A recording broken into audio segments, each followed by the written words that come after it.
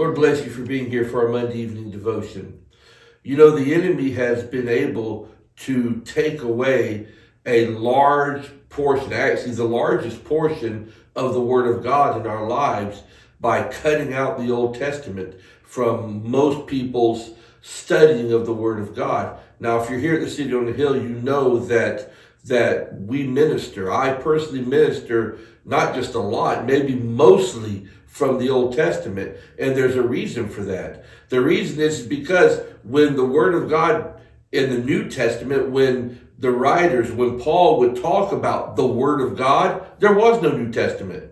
There was no New Testament to point to and say, go and read. He was talking about the Old Testament. When Jesus referenced the Word of God, he was talking about the Old Testament. That's what they were referring to. But the devil has completely cut that out from many, maybe most people's lives. And even those that are willing to receive it, they don't take the time to go and study it as they should. What is in the Old Testament, that is for you and me. That is the Word of God for us.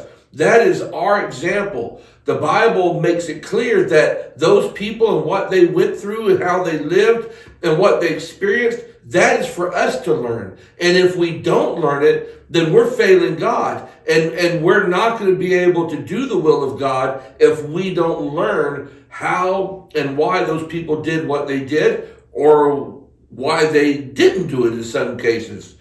You need to go study the Old Testament. You need to start today.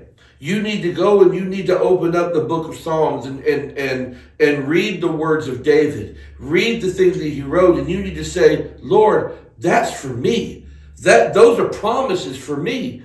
We sit here and we talk about the promises of God. I was just reading where it talks about Abraham saying he was fully convinced that God was able to do what he said that he would do. But if you don't know what God said he would do, how can you be even convinced that God's going to do it? You got to go read about it. Go read about Abraham. Go read about Isaac. Go read about Elijah. Go read about Isaiah. And like I said, maybe the best place to start, go read in the book of Psalms, the things that David wrote, because I'm telling you, it will change your life. God bless you.